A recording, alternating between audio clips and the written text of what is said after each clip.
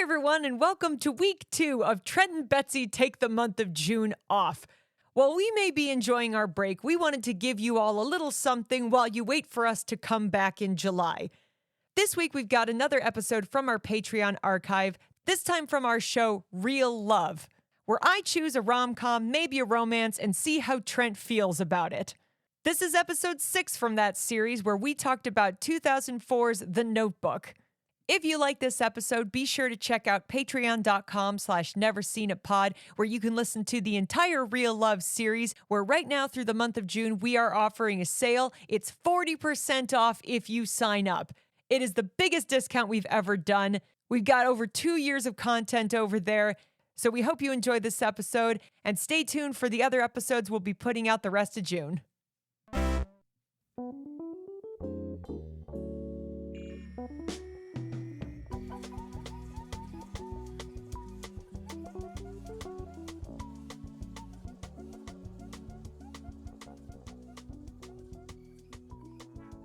Hello, listeners, and welcome back to a new episode of Real Love.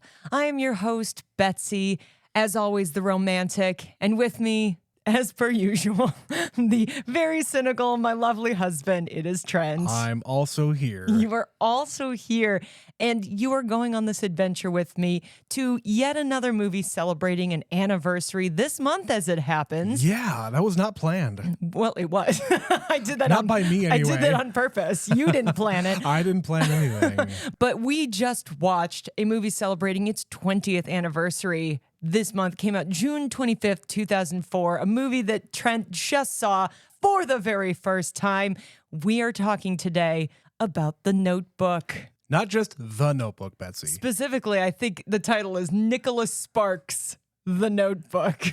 What I was going to say is The Notebook. Oh, not just the The Notebook. Yes, this is an important movie in the careers of the two stars because 2004, to say the least, was the year of Rachel McAdams, this particular time frame anyway, because Mean Girls came out 2 months before this. Oh. So this was the summer of McAdams. This is the second time Ryan Gosling has been on this particular feature. We're coming back around to Gosling. And we had already covered a Rachel McAdams kind of romantic comedy on the main show. We did, Yeah. But this is the first time we're talking about them together. And this is a little bit different than a lot of the movies we've covered so far on Real Love in that it is not a rom-com, but it is definitely a romance. And so we're still going to be applying the same formula to this movie because I believe you'll agree with me, having watched it now, that a lot of the things still apply. But the movie we'll be talking about, for a brief synopsis, you've also got James Garner and Gina Rowlands, and the plot of this movie is that an elderly man, Duke, is reading the story of two young lovers, Allie and Noah, to an elderly woman with dementia. And there's a lot more to the story than that. But on the surface, that's where it begins. That's how it's introduced. That is how it's introduced. As he's reading the story, he tells her how Allie and Noah first meet. It is in 1940 at a fair, and this is where we get our meet cute, where Noah simply sees her and has to meet her and asks her to dance. And she says no because she's 17 and says, fuck this. And instead follows her very dangerously onto a rickety Ferris wheel until she agrees to go out with him. And then she pantses him. So Trent, not the normal kind of meet cute, but it is in fact a meet cute. It very much is. And how did you like how our two main characters, Noah and Allie, came to meet? Cute. I mean, yeah, it was pretty cute for what it was. You know, in 1940, okay, these characters in 1940, and basically between 1940 and 1947, they don't really act and sound like they're in the 40s, so I'll say that much. But the way they meet is actually okay. Like, she is on the bumper cars, he's there with his friend, and you would think, this being kind of a small town in South Carolina, he's going to know everybody. Everybody's going to know everybody. So why doesn't he know her? Because she's from out of town, Trent. She's visiting. That's right. She doesn't live there all the time. There. Yeah, I don't know exactly what the setup is here because they say very quickly she comes from money. So she doesn't live here all the time. She Yeah. lives in Charleston, but she has family there or something because they have a full on house. It's Yeah. like they summer here. So I don't know if this is The summer plantation. like, is it a beachfront kind of place? Is it that part of South Carolina that's along the ocean versus Charleston, which is more inland? Like, is that all it is? I don't know. They don't really explain it, but Allie is here. They happen to cross paths, and he decides she's beautiful, and I have to go on a date with her. Arguably, it's love at first sight as far as he's concerned. Yeah, and it's also, hey, she's the new girl. Maybe he knows all of the other girls in town, and none of them are his type. So guess what? She's somebody new. She's cute. I want to go out with her because I've been out with everybody else in town. I honestly don't know. They don't go into that. They really don't elaborate if he's somebody who dates a lot of people. He kind of touches on it. I don't think he does. I don't think so either, but they don't address it. I think this is literally a case of this is the first time he's been interested in somebody and he turns into just a weirdo. Yeah. Like genuinely, he's like following her around and trying to impress her and doing things that boys do. Yeah, and looking back on this now, clearly she's not there with a boyfriend. She might be going out with somebody at the time. Like They don't really say, but if she's just there for the summer, she's not, having a boyfriend. Well, there's a girl with her. So she knows this girl. And I don't know if this is like a cousin, a friend.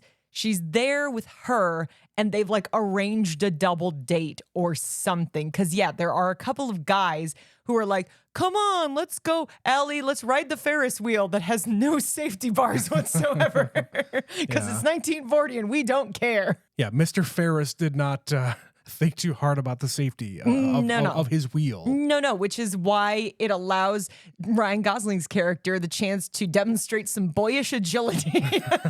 Yeah. And it works. I mean, it's kind of a dick move, let's be honest, because he's ruining everybody's good time on the Ferris wheel. Well, and he is threatening to kill himself, basically, which is no way to get a girl to go on a date with you. Like, there are a lot of problems with this scenario. But for the sake of romance, okay. Sure.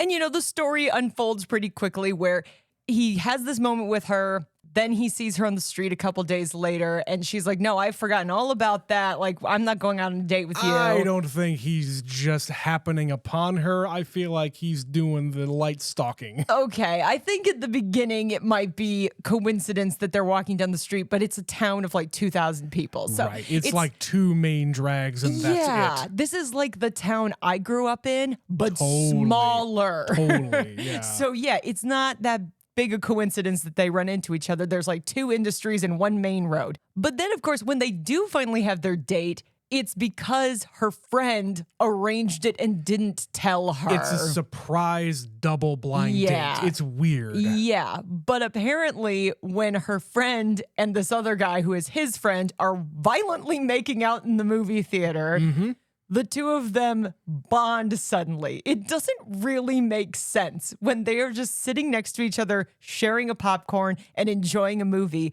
By the end of this experience where they have not spoken to each other. Not really. Not really. They leave the theater. He says, do you want to walk? And she says, okay. And all of a sudden, they are just like together. Like it just kind of happens very quickly. Betsy, not everybody is a fan of public displays of affection.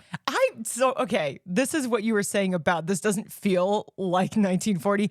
These people are all over each other every second of this movie in public. In small town South Carolina, I don't think that's really going to fly. Oh my God. Like when they start dating and it's like, okay, they are inseparable ever since it's summer love. Like she's eating that ice cream cone, shoves it in his face and gets ice cream all over his face and then starts licking his face on the main drag of the aforementioned town that is 2,000 people. If there is anything that really bothers me about that, it is they are not from the 40s. No. That's really it. The rest of it, we'll get to it. No, they are aggressively making out in cars and they're not hiding it. They are swimming together and kissing. They touch a lot in this movie, which when you think about the context of when they made this movie, these are two of the most beautiful young people who are up and coming stars in Hollywood in 2004. Sure. You'd better believe we're going to make it sexy.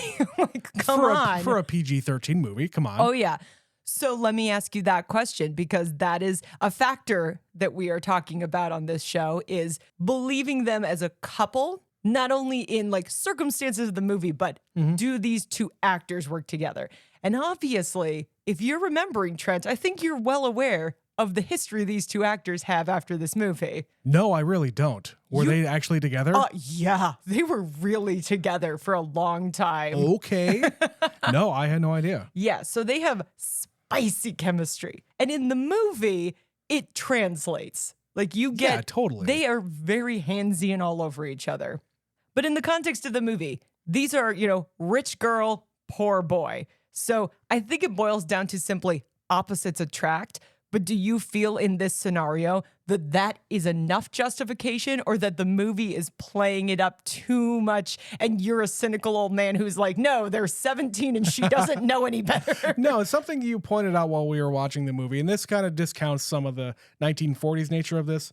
I was kind of joking around saying, oh, that's just a 17-year-old mentality. But a 17-year-old in 1940 is very much a different kind of 17-year-old than when we were 17 and 17-year-olds now. Oh, yeah. So I will give you that, yes, you have to be a lot more mature back in those days at those ages. So I will say, yes, the answer is yes. I do buy them as a couple here because they both seem kind of, I don't know, they're both kind of serious, but at the same time, they can be goofy with each other.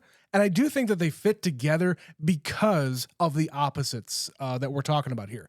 He is a guy who likes to have fun, and she is somebody who is very structured, for lack of a better word, because her parents are putting her into all these different programs and tutoring systems and whatever else. She has a very serious routine that she has been brought up with, tennis lessons and piano lessons and you Latin, mathematics. And we're picking a school together for me to go to college. Yeah, and who's we? Oh, it's me and my parents, because my parents are basically running my life. Whereas we don't see Ryan Gosling's mother. Presumably she's dead. Yeah. Because it's, 1940 and they're poor in the South. Yeah, and people don't live that long when you don't have any money. And on the other hand, with where he's coming from, he does two things. He lives with his dad and he works at the lumber mill making 40 cents an hour. That's kind of his life. Which in 1940 wasn't terrible money. I feel like it was probably one of the better paying jobs in this podunk town. True, but it's probably the only job in this podunk town. Yeah. And they come to a crossroads pretty quickly where he says, you're going to go to New York to college and I'm going to stay here. Like, I think he is realistic about the fact that there are some logistical problems with this relationship. Absolutely. Even though they totally love each other and they're crazy about each other and they fight like a couple of wild animals sometimes, but they also, if they had more time, they'd fuck like a couple of wild animals, but we don't get that in the beginning. Like what you were saying, she has been in so much structure her whole life, and a through line of this movie is she doesn't know what she wants. She is not making any decisions for herself. He is the closest thing to a decision that she has made on her own when she goes on a date with him. And he is there to kind of jumble up that entire structure, the routine that she's been in. He's the guy coming in and saying, okay, all this other stuff that you're doing, is that actually what you want to do? Yeah. Because you haven't given yourself any kind of time to ask your own self, have the conversation with your own brain, saying, do I want to go to college and do this thing? Do I want to listen to my parents and do all these things that they're telling me to do? Or do I want to have a fun time at 2:00 in the morning with this scruffy man? With handsome 23-year-old Ryan Gosling. Like, come on. Exactly. Come on. And, when you're that age, you don't know what you're missing out on until you see it in front of you. And most likely she's been in this kind of routine her entire life. Yeah. And he brings it out of her. Like, This is a real thing. Like I said, opposites attract. Sometimes it's just being with a person who makes you your best version of yourself. And she is not used to that because she doesn't know what the best version of herself is. But they also bring out kind of the worst things in each other. Like they say several times, they fight all the time about nothing and everything. And it's because they kind of don't have anything else to talk about, I think, because he just works all the time and she has no job and probably isn't going to. Summer, she's not really doing anything. Yeah. They hang out. He works. That's it. She just kind of hangs out until the end of the night. And then jumps his bones. Kinda. They hang out, they make out, and they start over the next day. And that's their routine. That's the summer. There is sort of a misunderstanding in this movie, but it's out of sequence for a traditional like rom-com or romance where it happens near the end in the last third. This one, we kind of get all of the romantic arc out of the way at the beginning. They come to a crossroads where they don't think this is going to work out. She's going to New York. She wants to be together. And in this scene where her parents are like, what the hell? Get rid of his ass. It's not going to work. All I kept thinking of was The Little Mermaid, where she's like, I'm 16. I don't need your opinion, but daddy, I love it. Like, that's what this sequence is, because she's 17 years old. And of course, she calls her father daddy. Seriously. It's really hard not to make the comparison to The Little Mermaid in that scene in particular. I just have a general problem with anybody of any kind of age calling their father daddy or father. Well, it's also like a rich person thing, I think. I think that's really what it is. Daddy, I want to ride the horses. My father. That whole thing. Yeah. And I know I've said that before on some podcast sometime. Well, but I cannot stand that. I also know that you were an old man when you were born, and you've talked about how you, in front of a class of other high schoolers, defended Romeo and Juliet as, no, they're too fucking young. Yeah, these two teenagers do not know of love, and no, you're not mature enough to actually have that kind of love. So I'm sure when you're watching this movie, there's a part of you. Okay, let's talk about that. Those thoughts did enter my brain. I said it before. When she's having I can't even remember what the moment was, but she's having this moment where she's being 17. And I kind of mentioned at the time, oh yeah, you're stupid 17-year-old logic. But then you pointed out, it's 1940. Then I started to rethink things. And I don't think that my opinion about teenagers and love and everything like that applies to this movie simply because of that fact. So I'm discounting my own theory here. These are all the kids who grew up during the Great Depression. Absolutely. And became a bunch of old people by the time they were like 14, basically. It was a hard life. In some cases, yes. It is generally a harder life, but, poor little rich girl, Rachel McAdams in this movie, maybe not so much. Well, I know there was definitely one moment where after that sequence where he basically decides, let's just see, how the summer goes. And she says, are you breaking up with me? And then she says, you know what? No, screw you. I'm breaking up with you. And then the second he starts to drive away, she's like, no, don't go. Don't leave. Right. Don't go away. I think maybe that's the moment. Yeah, fine. Leave. Like just up and down. Fucking see if I care. Teenage where are you roller going? Coaster. It's like, what do you want, woman? What? Seriously, what do you want? We have to ask this question so many times throughout the movie. Yeah, and it's those situations where they can't, not that they can't have an adult conversation about this situation that they're in. Yes, she is going to go away at the end of the summer. They don't talk about it. They just spend every day together. They're inseparable. In the here and now. Betsy, you would know something about being inseparable with me. Nope, never thought of it. No, not like when we started dating and we just started hanging out every day. Every fucking day. It's true. It's true. For like years. It's been going on for some years. It's been going on for some time, Trent. It's true. But yeah, you're right. They aren't addressing the realities of the future. Yes. Like what is going to happen. And when they finally are confronted with it, her parents basically say, we're pulling the plug now. You are leaving with us, kicking and screaming if it has to be. Yeah, and they're leaving a week early. Yeah, but it's fucking done. We're going. Goodbye. But because they are taking her away, she like runs to the lumberyard to say, it's not over. I need to talk to him. But of course, Noah isn't there. And so they never have a chance to say goodbye. She just disappears. but talks to his friend. And he says, if he wants to talk to you, he'll write you a letter. This is where the misunderstanding happens because Noah writes a letter every single day for 365 days. He writes her a letter every day for a year, and she doesn't write back because Mom intercepts the letters, so she never receives them. So this is his big signal that she has moved on and doesn't want to talk to him, and she doesn't even know that he gives a shit. This is the misunderstanding of the movie. Yes, it is. In the first third of the movie, we get this established. Okay. Just coming from reality here, I lived with my parents for a good amount of time when I was a child. On occasion, I would go to the mailbox and I would look at the letters and look at the mail. I didn't open any of it, but I still opened the mail. Betsy, if she was at all anticipating a letter from this boy, don't you think that at one time she would maybe surreptitiously go out there and try to look at the fucking mail? In a year, she never got the mail herself because she is a rich girl who has people to do that for her. And if they take it to mommy and daddy first, she's never going to get there. Okay, there's my second problem with this movie.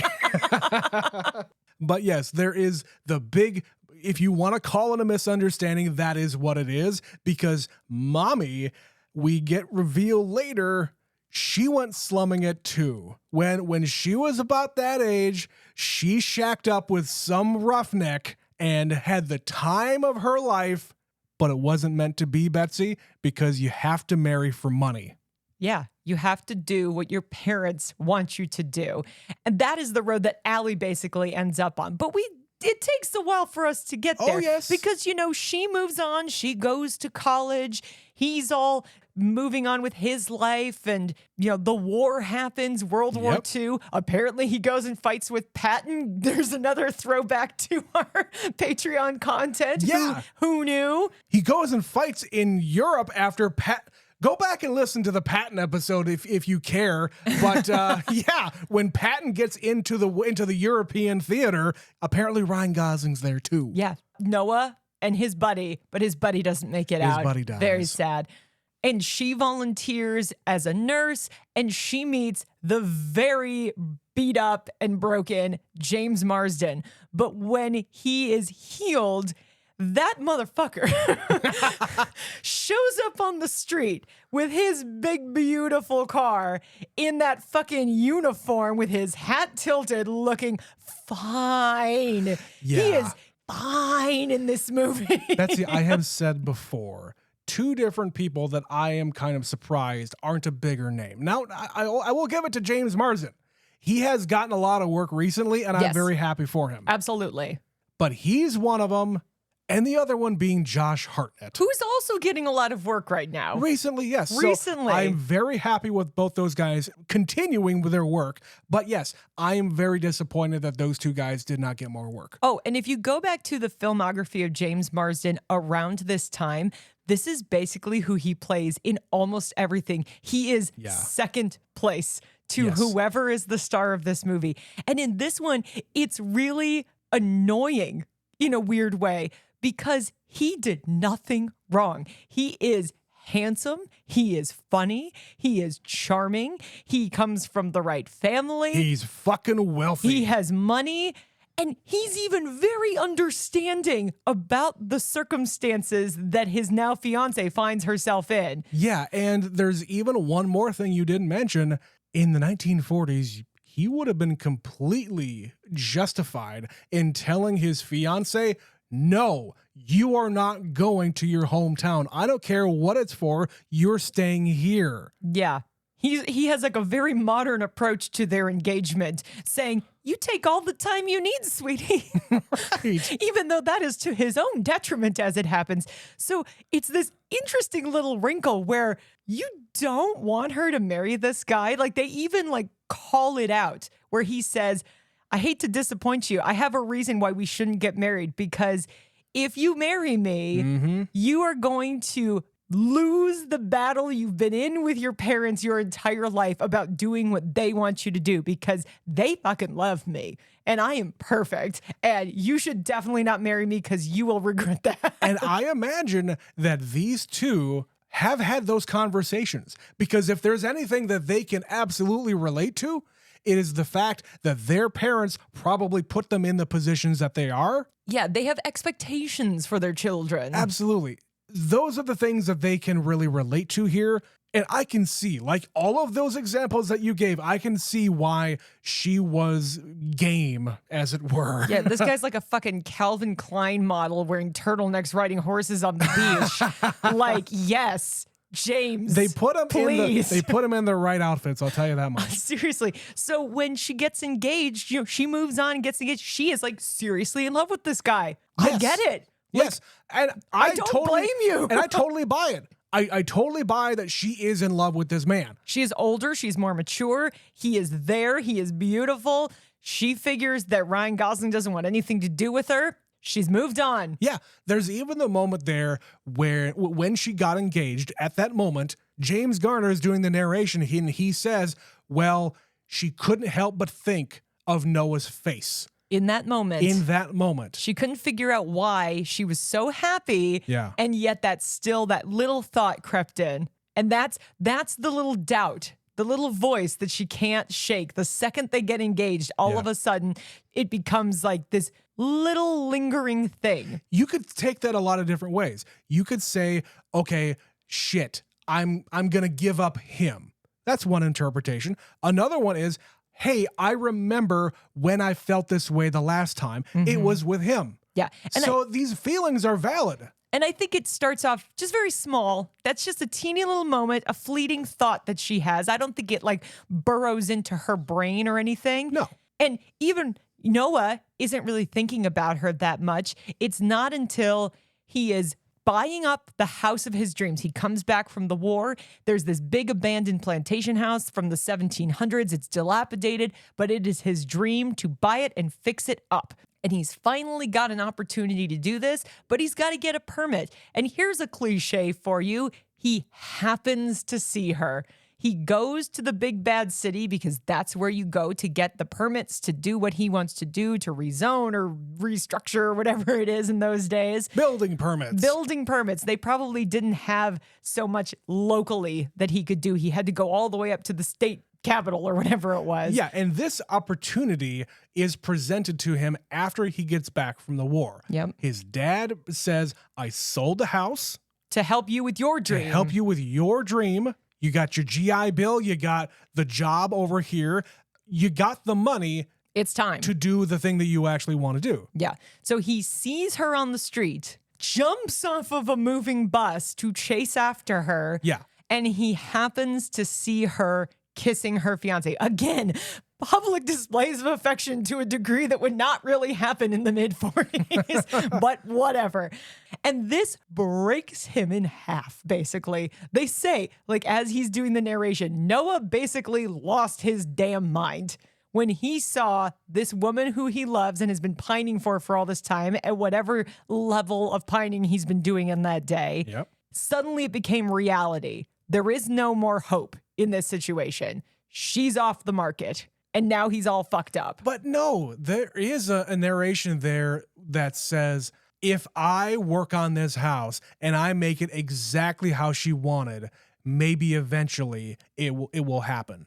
Yes and no, because in that moment, like, he sheds a single tear and he goes back and he grows a beard and he drinks a lot and he's depressed and his life just sort of falls apart, even though he's still trying to make this house a thing. Yeah, there is a spiral here with him because, yes, he goes back and he puts all of himself into this house. He even puts it on the market, and I think he does it to just torture himself. Yeah. Honestly. Oh, yeah. He goes through a serious spiral, as you said. Like, he's shacking up with a woman from a town over who's a war widow, and they're just kind of sharing in their loneliness. Like, there's the line of dialogue to stave off the loneliness. He's not happy with her. He does not want to be with her. She doesn't even really want to be with him, but they don't really have any other better options, and they're both so miserable that it's somebody to keep you a little bit of company while you're lonely. Yeah, and all of these other people coming to the house to look at it, to possibly buy it, he creates every scenario under the sun to not sell it to them. Because he doesn't really want to sell it. He could wants make it for her. Yeah, he could make so much money, but he doesn't need the money. He's never needed the money. That's what he said before. Yeah. Like he's running people off the property with a gun to get them off of his property. I did like that line about, this guy offered $5,000 over what the asking price was. And only a crazy person would offer that much more money than what the asking price is or something like that. Right. But because it is a historic landmark of sorts, the local paper picks up a story. And once again, happenstance, she is trying on wedding dresses and is handed a newspaper because it's all the social stuff that's going on. That's right. And she's reading the social column about, oh, the governor's coming to my wedding. It's the affair of the season. And unfolds the paper, and whose face is there but Noah's? And she faints. Like, it is so preposterous, like this series of events that kind of reintroduces him to her life. So you said that, okay, she's doing the wedding dress thing. There's another cliche for you right there. Yeah, you get this far along. And I didn't even really realize it because I was cringing from all of the different squeeze happening in that room. She had, number one, far too many women there to share their opinion about wedding dress shopping. There were like 7 women there. If there's anything that really gets under my skin, it is a bunch of women screeching in that very high-pitched way. I can't stand Squealing with delight. I literally cannot stand it. I would have to leave the room. Listen, even that was a lot for me, and I think I'm more used to it than you are as a woman. I know. I'm around it more. I can't take that. No, it was a lot of screeching. And because she sees him, the next sequence, she's in a bathtub, still in the wedding dress, question mark. She's wearing she's wearing the veil. I don't think she's wearing the dress. She's wearing the veil, drinking in the bathtub, looking at the newspaper, and turning the water on. Did you see the drink in her hand too? She's drinking. Yeah, I said that, yeah. Okay. She's doing a lot of processing of emotions and feelings. Like, he's there. He's alive. Yeah. Number one, he's alive. He's thrust back into her life with such a bang. I see what you did there. Bang. Oh, Lord. Yeah, she goes back and she gets some. Because of course she does. Like, I understand the temptation, and she could have left it alone. But because there was not closure in this relationship, she cannot help herself. She has never gotten the letters. It was just nothing. She never got to say goodbye to this guy. He never wrote her, as far as she knows. It has been years. It's been 7 years, she says. Yeah. 7 years. So she's well moved on, except that she hasn't, because she hasn't gotten closure. So she goes back, they see each other, and at first it's okay. Like, they're maybe a little too flirtatious. Like, she keeps waving her big fucking diamond ring, saying, I'm a married woman. Close enough anyway. And like, they have dinner, and they have a moment where she's like, what's with the face? He says, just, memories in this room. And she looks around, and it's the room that they almost fucked in. But they didn't. They didn't, because she talks too much when she's about to get down and dirty with this boy. I mean, yeah. we glossed over that moment in the movie. It's true. They get really, really close to some R-rated shit in this part of the movie, but then his dumbass friend has to come and stop it because she's been out till 2 a.m. and her parents are worried, and it's 1940, and suddenly we care about PDA. I don't know. No, I don't think that's what it is, Betsy, because I honestly think the entire crux of this movie is on the parents on both sides. It's her parents getting involved and saying, well, mainly her mother. Mm-hmm. Her mother understands the mindset that she was going through because she went through it herself. So she's the one really getting the father involved, because the father is the rich prick who has the cops in his back pocket. He also has a ridiculous mustache. Yeah, that too. He's also weirdly understanding for a lot of this movie. You're right. Mom is the one really driving them apart. She's the one trying to convince the father to step in. Yeah, you need to tell your daughter that it's fucking over.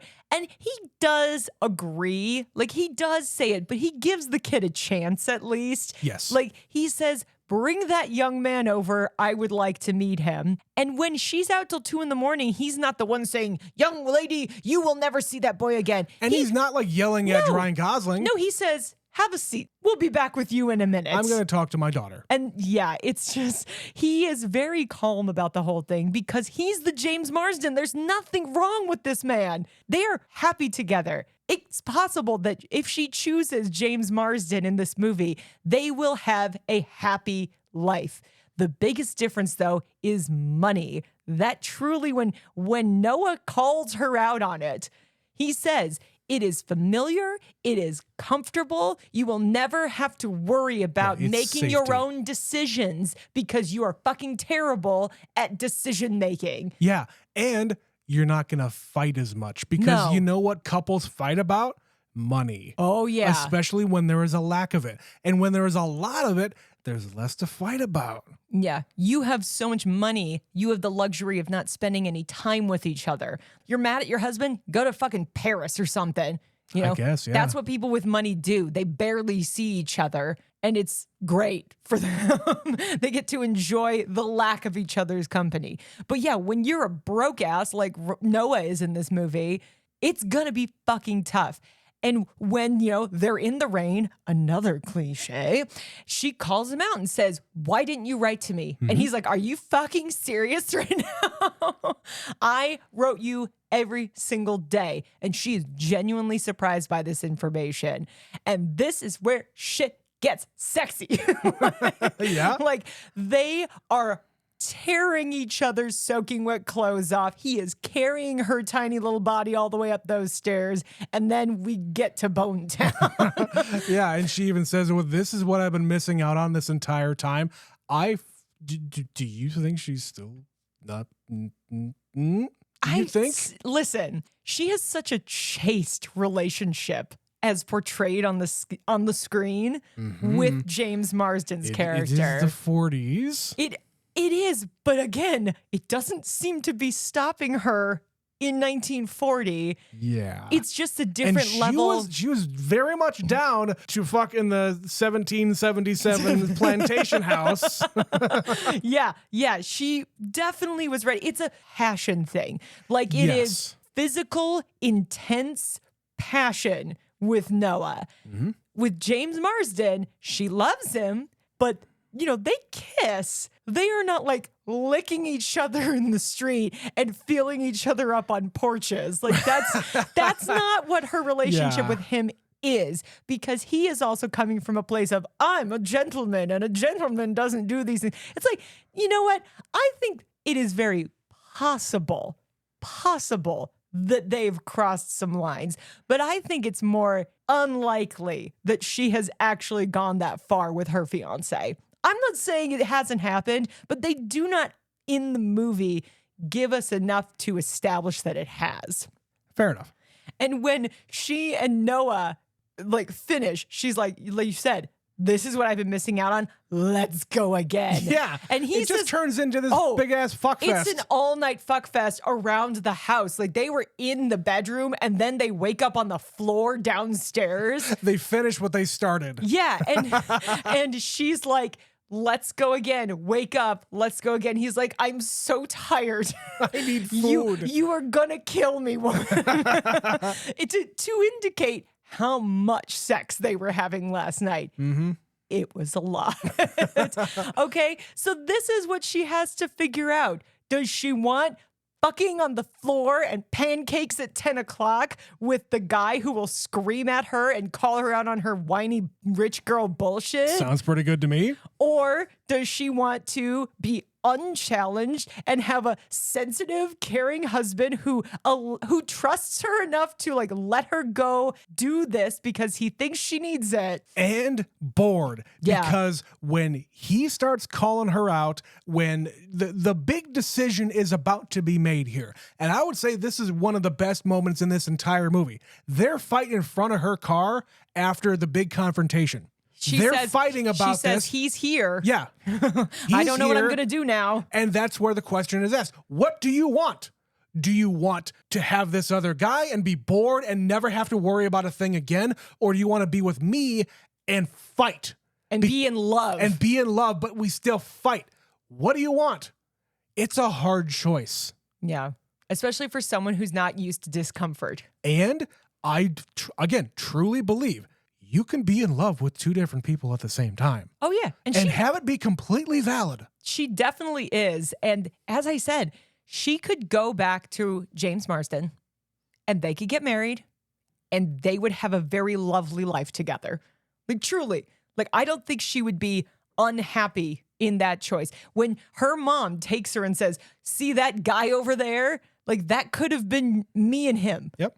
But it kind of almost backfires. Like her mom saying, look at that schmuck over there. But 25 years ago, I was madly in love with him. But I think you can also, the character can see the look on the mother's face and see the longing and understand what she might have had. Right. But I think Allie sees it too, and that's the problem. That's what I'm saying. Allie can see that her mom regrets her choice.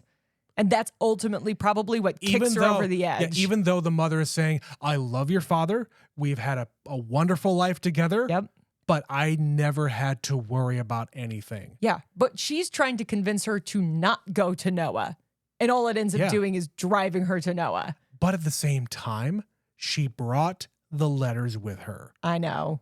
It's hard if there's anything that is kind of incongruous here, is that. Yeah. Does she really mean it? Does she mean it? Or is she just trying to do everything in her power to give her daughter the facts? Like, here, you want the letters? Here's the letters. Lay it all out. But make a decision. Like, I really would love for you not to do this because, you know. She even says, I hope it's going to be hard. I hope you do the right thing. I hope you make the right decision. For who? Yeah, exactly. For who, Trent? And at the end of the movie, they do choose each other and they get to be happy. But now we must address the other wrinkle of this whole story. Oh, wrinkle, you said it. I'm full of unintentional puns today.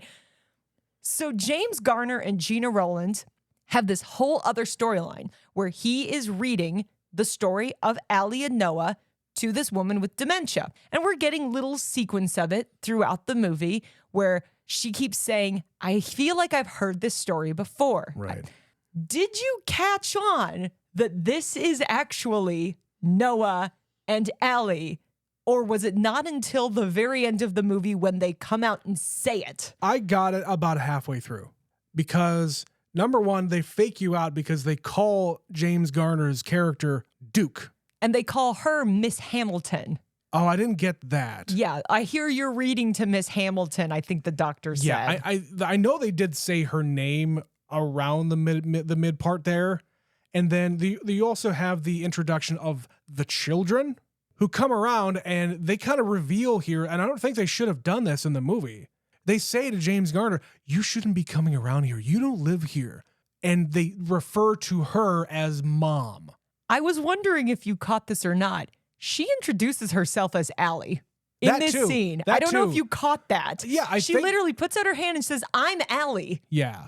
I think I did notice that. If nothing else, they probably even said it prior to that. It's very, very subtle. Up until this point, they keep giving you like a little more and a little more and a little more. Yeah, there's breadcrumbs all over it. Yeah. So it's Noah and Allie as elderly people.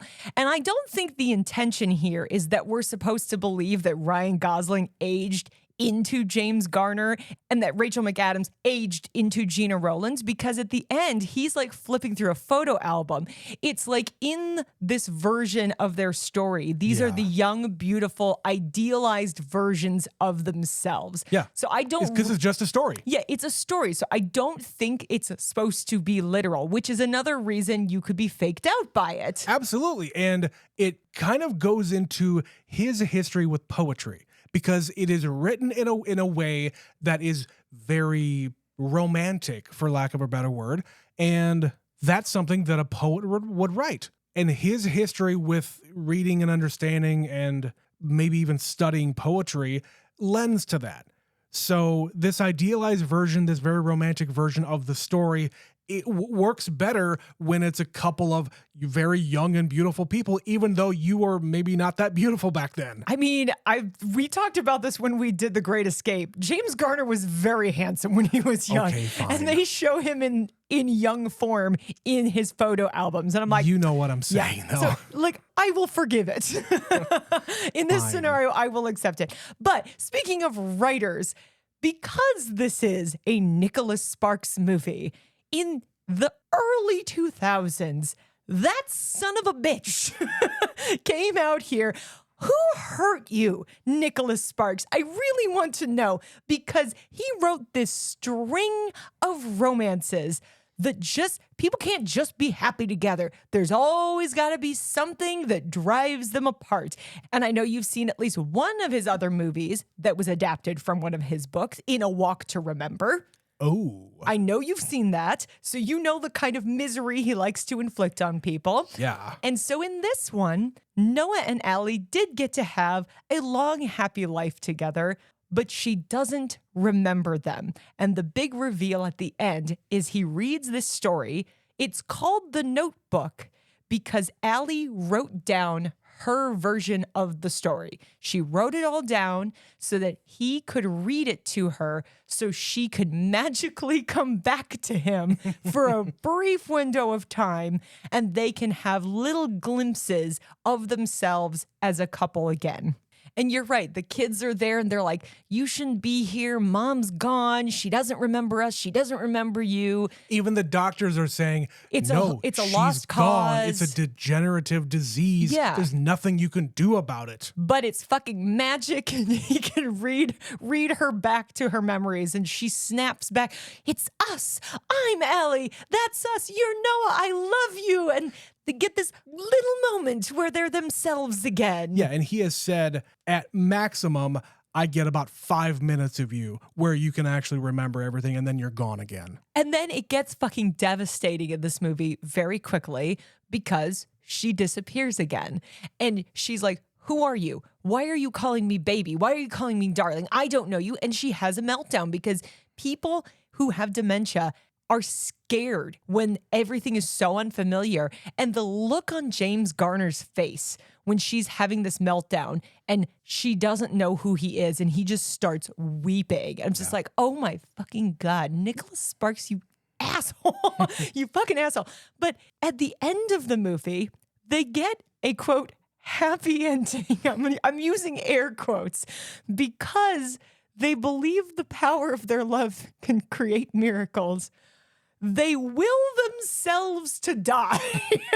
No, Trent. No, Trent. There's no pills. There's no smothering. You see. No, they do not do that. They literally hold each other. And the conversation, if you're listening to the words, she says, do you really think our love can create miracles?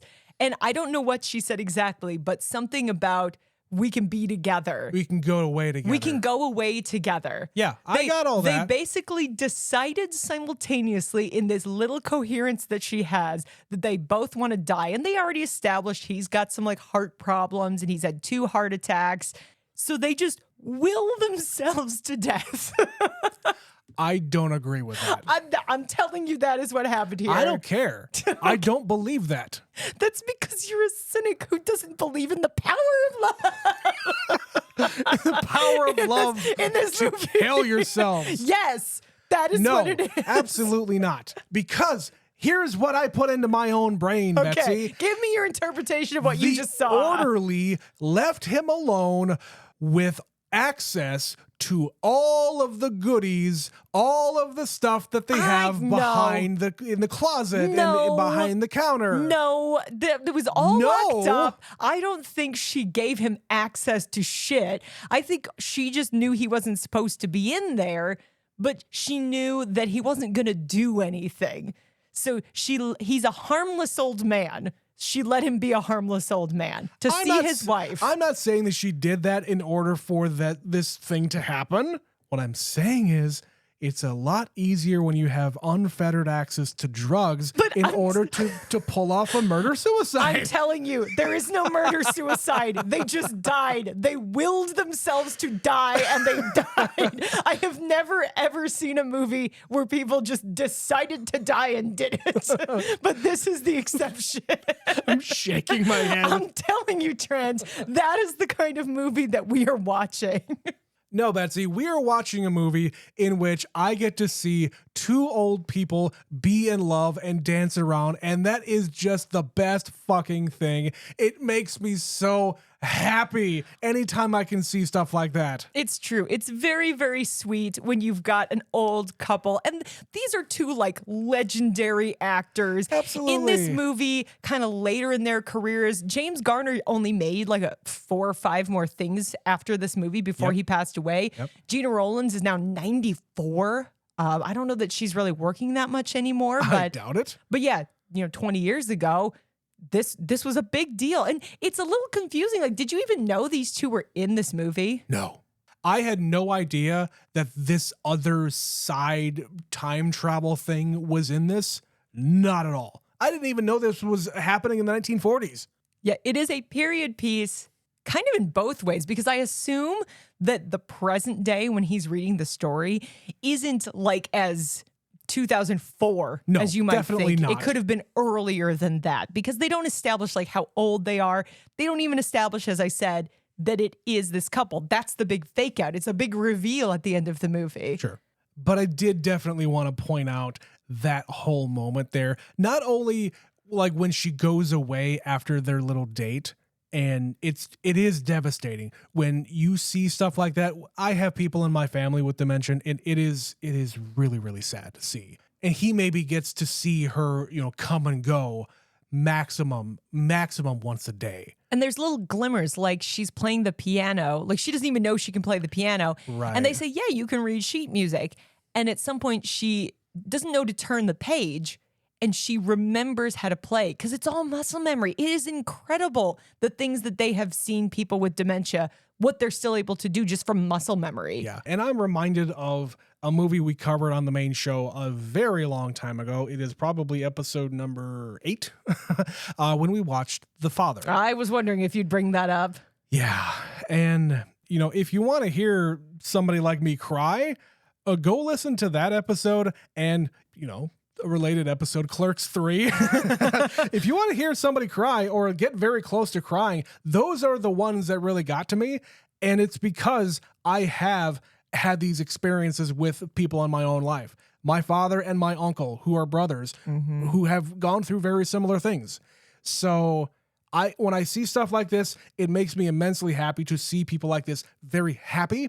But it's also devastating to see the opposite end of that. Oh, yeah. Well, the devastation with The Father is it's from his perspective. So it's a very confusing movie because you're supposed to feel confused. Absolutely. And it's, I'm so glad Anthony Hopkins won an Academy Award for that. I know it was the Chadwick Boseman year and people think, oh, that was like a whole thing, but he was incredible. We're not talking about that. No, let's go back to The Notebook. So that's the movie. So I think we covered most the cliche moments. There's a lot of, kissing in the rain and that, shot of him like running and leaping. And there's a lot of him carrying her around. And being there is a lot of that. They happen to see each other. Fate steps in once in a while. I would say it's not a cliche that the power of love can set them free or whatever. But are there any other cliches or moments that you really wanted to talk about before we start wrapping this one up? It's a very small moment, and I have no idea if this was intentional or not. But when they're on their first date, they're in the street. And after they get up from, laying on the ground, Rachel McAdams giggles in such a way that is really, really endearing. She's like really laughing. Yes. It doesn't feel like acting laughing. It feels like something set her off and they kept the camera rolling. Right. And, I'm sure it is relating to the fact that these two had really good chemistry and they're probably having a really good time together on this movie set. But I feel like it's also a revealing moment for Ryan Gosling's character because he can finally see her, let her hair down, for lack of a better phrase. And I think that's really the moment where he is starting to fall in love with her. Honestly, that's the moment for me. Yeah, she starts to loosen up and see possibilities in the world. He even in that scene, he's like laying on the cement and he says, "You don't do what you want." Like literally he calls it out in that very first interaction. That's the problem with you. Yeah. Calling her out immediately. Yes. And she finally says, "Fine, I'll do it." And then it was fun. She had fun when she actually did something she wanted to do. Right. Yeah. And that's their whole relationship. And, as long as we're kind of wrapping up here and we're talking about relationships, when these two get back together, they have their little duck date and they go back to his place and have a big old fuck fest. The thing I was thinking about was James Marsden, because damn it, you are totally cheating on him. Yes. And the movie is not presenting it in any way that she is having second thoughts. She's regretting it in the moment or even after the fact. She is glowing in the afterglow. Yep, she is all instinct and happiness in this moment. She's just hanging Impulse. out. She's just hanging out in his house, naked and painting on the porch. And even before that, she goes back to the hotel before anything has actually happened. And James Marsden has called like 100 times because she hasn't gotten in touch. Right. And he's like, "Anything you want to tell me?" Nope. Mm-mm. She's had all the opportunity in the world to break this off and just, girl, you are keeping him on the back fucking burner just to see if you want to go off and if there's still a spark there. And if there is, you're just going to stay with him. Yeah, it's a dick move. Sucks. It's a dick move. Like, if you feel like that spark is still there, don't like feed into the spark. Like, go break it off with your fiance first, then have the soaring music and come back in a triumph to the man you really love. Fine. But, cheating on people sucks and you shouldn't do it because everybody gets hurt. As understanding as James Marsden is in this situation, Sure. It's like, I love you even more, James Marsden, because you're just so okay with this nonsense. Go off and get yourself a better woman, James Marsden. Honest to you God. deserve it. Well, and he even says, like, I could go and kill him. I could get a gun and kill him. I could shoot him, I could beat him up, or I could just leave you. Yeah. In none of those cases do I actually end up with you. Because even despite all this, I still want to be with you because I love you. But are you fucking kidding me? You just took all of my options away by doing this. And then, instead she still chooses Ryan Gosling and he is now jilted and alone. And it's like, you are going to find someone so much better than her for you. Because clearly this was not meant to be. Ugh. Yeah, don't cheat on people. It's not cool. I don't care if it's framed in the romance. That still sucks. It still sucks. I know these two were supposed to root for them. They're supposed to be together because it's meant to be, and he has the prior claim. No. That's not how this works. We are grown-ups here, and we know 17-year-old. I know who the real victim is. I know who the villain of this piece is. There we go. Yeah. Anyway, Trent, this brings us to the end of the show where I must ask you the pivotal question. Noah and Allie, either version, whichever version you choose, is it real love? Betsy, this is the most real love we've ever had on this show. I am inclined to agree. This is the thing that sucks about Nicholas Sparks is he writes these devastating things where we can't just make it simple and everyone's happy and lives happily ever after. There always has to be some wrinkle in the story, but it feels plausible. It feels natural when these people are together, and I get it. It feels fucking genuine because he's still there. He is still there at the very end, he's never left her. No, thick and thin, good times and bad. And they've had probably a lot of fucking bad times recently. Absolutely. And he tells his kids, fuck you. I live here. Right. She is my world. You can tell me to leave, but, All you guys are adults. You have your own families. Fuck off. Take care of your own shit. This is my shit. Yeah. This is where I belong, and I am not going to leave her. I don't care what you say. Literally. Again, if that's not the realest fucking love, Seriously. then I don't know what to tell you. All right. Well, then there it is. Noah and Allie, congratulations. The Notebook. It is real love. So that's going to bring us to the end of this episode. And Trent, I'm sure you're wondering, what love are we going to experience in July? Is it summer love? Kind of. There was recently a movie about people and love and tennis, but it's not the one that you're thinking of. We are going to be celebrating the month of Wimbledon with another early 2000s rom-com. I know what it We're is. watching Wimbledon. Okay. Which I think coincidentally will come out the week of Wimbledon. It's like I planned it this way. All right. But until then, patrons, we thank you so much for listening. As always, my name is Betsy. And my name is Trent. And we'll see you next month.